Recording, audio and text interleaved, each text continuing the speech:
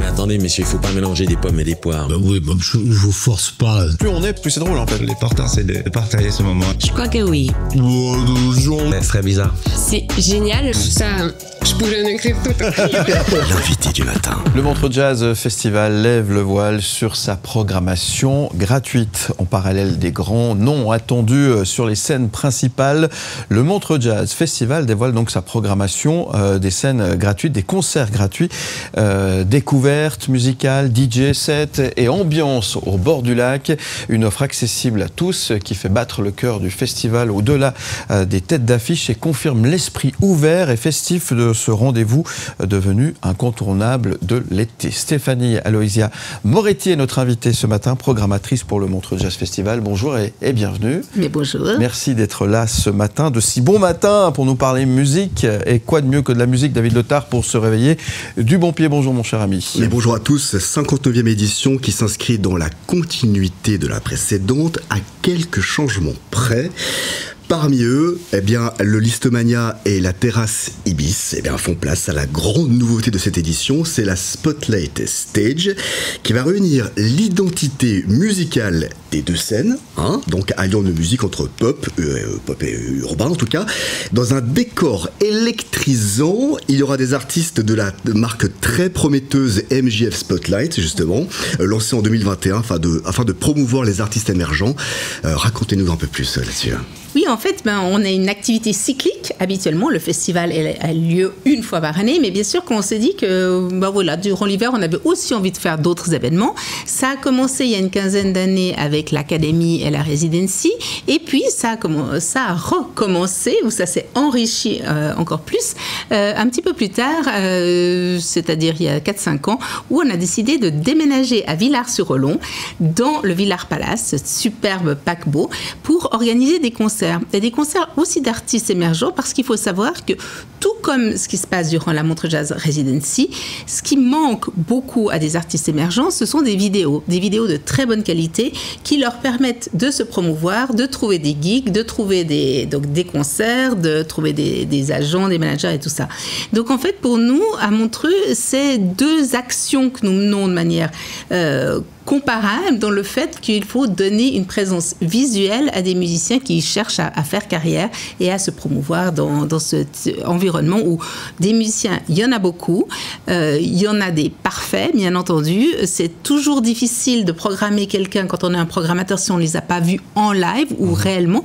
Malheureusement, on ne peut pas toujours voir tout le monde, mais par contre, avoir une très bonne vidéo peut vraiment changer la donne. Ouais, j'ai eu l'occasion, on a eu l'occasion avec Phil de s'y rendre à Villars, et c'est très impressionnant. Et on voit d'ailleurs ces artistes revenir en Montreux, soit même l'année suivante. Parmi les autres changements, la terrasse Nestlé, qui prendra également une dimension nouvelle dans la programmation avec un concert tous les soirs. Alors, ça c'est cool. Des sessions live cooking présentés par des chefs du monde entier. On pourra allier musique et gastronomie. Ça va vous plaire, mon cher Philippe? Oui. Absolument. Oui. Ça c'est génial. Alors c'était déjà l'année passée, c'était déjà le cas. En fait, quand on a pensé effectivement la Lake House, on s'est dit mais une Lake House si proche du lac, elle devrait avoir une terrasse. Et donc c'était la terrasse Nestlé l'année passée. L'année dernière, nous avions des concerts uniquement en fin de semaine. Là, on a essayé d'en avoir toute la durée. Et il y a aussi bien sûr des DJ sets et il y a d'autres activités. Donc il y a des animations, dont effectivement le live cooking, ce qui marche tout à fait très bien parce que bien sûr que l'après-midi, vous vous promenez sur les quais et vous voyez des choses qui vous trouvent tout à fait appétissantes sur cette splendide terrasse sur Pilotis et vous avez envie d'aller luncher chez eux. Et vous avez bien raison. Ça va faire plaisir, Philippe Ligron qui sera avec nous tout à l'heure. On va parler gastronomie et musique avec lui aussi tout à l'heure. Et théâtre aussi. Il y a de quoi dire, effectivement. Dans les nouveautés, cette année, place au Montreux Jazz Loft qui fait son apparition au sein de l'hôtel Mena, sorte de bar à vinyle et cocktails, dans une atmosphère intimiste et feutrée. Et c'est vrai, c'est une sorte de respiration dans un peu l'agitation du festival. Effectivement, on a depuis de nombreuses années un endroit qui s'appelle le Belvédère, mais qui est en fait un bar des musiciens où en fait les journalistes, des invités, des partenaires du festival peuvent se rencontrer. C'est un lieu qui n'est pas public, mais c'est un lieu qu'on aime tous beaucoup. Et il y a l'autre lieu aussi à Vinil qui est la bibliothèque, que la plupart des gens connaissent déjà parce que c'est un des hauts lieux de la Lake House, où effectivement on écoute des vinyles, donc pas du tout dans l'idée du DJing, mais dans l'idée d'une filiation thématique, et on apprécie un très très bon système son. Et la bibliothèque est toute petite, et cette année on s'est dit tiens, on peut faire quelque chose un peu entre les deux, et donc ça donne le loft. Le loft, c'est tous les soirs un DJ particulier qui vient montrer une espèce de très grande connaissance de la musique. Donc en fait c'est beaucoup en interaction aussi avec le public qui est là, et on fait des soirées spéciales, notamment on va commencer avec une soirée spéciale Quincy Jones, et on va terminer exactement avec Roy Ayers. Ouais. Et Roy Ayers les deux nous ont quittés, mais les deux ont des héritages musicaux tellement fantastiques qu'on s'est dit qu'on allait faire une soirée entière, donc de 20h à 2h du matin, tous les soirs. Si vous avez envie de venir, venez voir le loft. Je crois que vous allez passer un très bon moment dans ce lieu qui est assez phénoménal, tout simplement parce que c'était l'ancienne piscine du Mona, donc un lieu complètement vitré qui donne sur le lac et qui donne surtout cette très riche végétation. Avec ce très bon système son, je pense qu'on va passer de très belles soirées. Et c'est le lancement également de cette marque à Montreux Jazz Loft que par la suite vous allez développer. À suivre dans un instant la suite de l'exploration du programme gratuit du Montreux Jazz avec 600 activités gratuites et focus sur la Lake House. Et ça ah oui. Serge Gainsbourg, aux armes, etc. Tellement bien, on en parle dans un instant et c'est avec vous Stéphanie, à tout de suite. Vous restez avec nous, merci d'être là sur M le Média et sur Canal+. On se retrouve dans un instant, juste après la pause. Très bonne matinée, bon réveil, à tout de suite. Mais attendez messieurs, il faut pas mélanger des pommes et des poires. Oui, je vous force pas. Plus on est, plus c'est drôle en fait. L'important c'est de partager ce moment. Je crois que oui. C'est très bizarre. C'est génial, ça, je pourrais en écrire tout. L'invité du matin. De retour sur le plateau pour parler de la programmation gratuite du Montreux Jazz Festival de cette édition 2025. Stéphanie Alusia Moretti est notre invitée et on continue de découvrir les petites surprises et pépites au programme de cette édition, mon cher David. La suite de l'exploration du programme gratuit avec justement la Lake House qui est une résidence sur 3 étages. C'est quasi un festival en fait à elle seule, hein. C'est impressionnant, hein. Et vous allez dans le festival proposer des expériences musicales, culturelles et festives. Alors ça c'est comme le 14 juillet, j'ai montré le vinyle de Serge Gainsbourg, hein, aux armes, etc. Ce sera le 14 juillet donc, où vous recevrez la maison Gainsbourg. Effectivement, c'est la 2e année consécutive. En fait, à Montreux, on s'intéresse beaucoup à notre patrimoine. Bien sûr, on va avoir le 60e anniversaire l'année prochaine, donc on s'intéresse à comment mettre en valeur le patrimoine, et on doit dire que la maison Gainsbourg à Paris a vraiment réussi la manière de dépoussiérer et de mettre en valeur et de faire connaître à de nouvelles générations ce que ça voulait dire. Le patrimoine, réellement. Et donc, du coup, j'avais déjà invité l'année passée la Maison Gainsbourg. Je réitère ça parce que ça a eu beaucoup de succès. On va donc avoir des films dans lesquels Gainsbourg a fait la musique ou a joué dans notre tout petit cinéma, parce que dans la Lake House, on a un mini-cinéma tout à fait cosy et adorable. Juste à côté, on a la bibliothèque. La bibliothèque, c'est à peu près 4000 livres sur la musique, mais c'est aussi 4000 LP, donc vinyle, qu'on peut écouter. Donc, en fait, on a tous les soirs 5 ou 6 personnes qui viennent parler soit d'un disque, soit d'un livre, et les livres sont en libre accès, donc il y a beaucoup de gens qui viennent lire. C'est bien.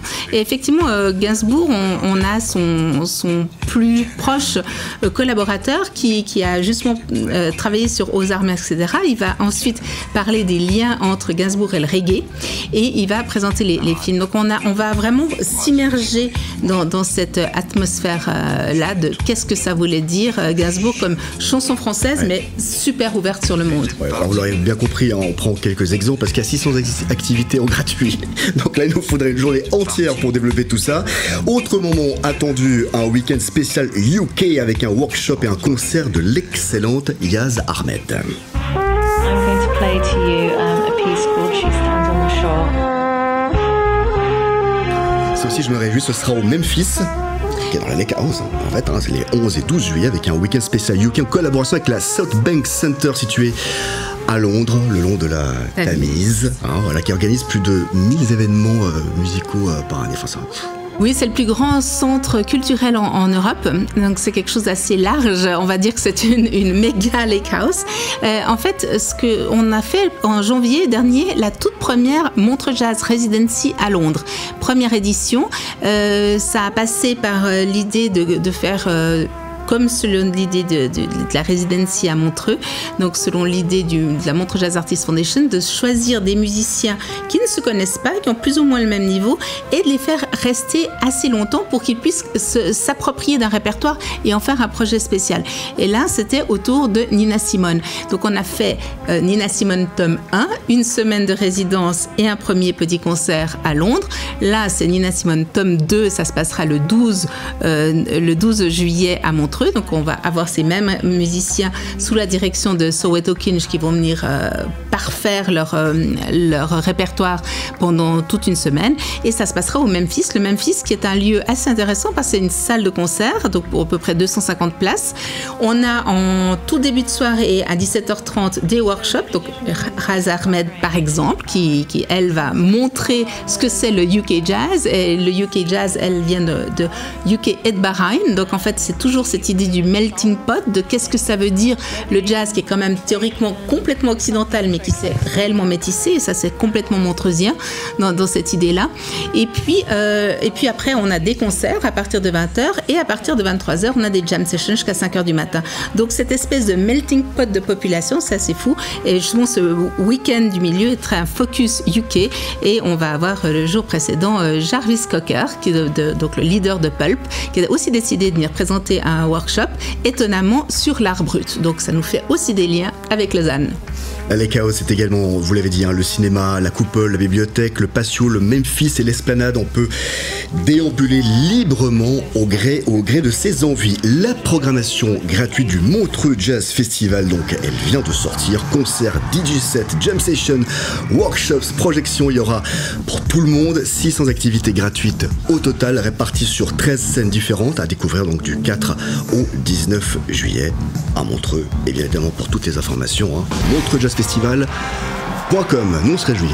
On se réjouit, effectivement. Moi aussi. Ça va, pas trop fatigué? Moi aussi. Vous êtes prête? Bon, tout est prêt là, du coup. Oui, on est tout à fait content de vous accueillir. On espère qu'il fera beau, c'est superbe. Et effectivement, la Lake House, ce qui est incroyable, c'est qu'elle est ouverte de 5h du soir à 5h du matin pendant 12 heures, complètement gratuite. Et c'est vraiment un bain de culture. Et après, bien sûr, vous pouvez aller sur les quais, vous pouvez aller jusqu'au loft, aller juste sur les autres terrasses. Et, bref, l'idéal. Bon, on sera là. Merci beaucoup, en tous les cas, Stéphanie Alozier-Moretti, d'être venue nous parler si bien, avec passion. Hein, toujours, la passion est toujours là et ça fait toujours plaisir.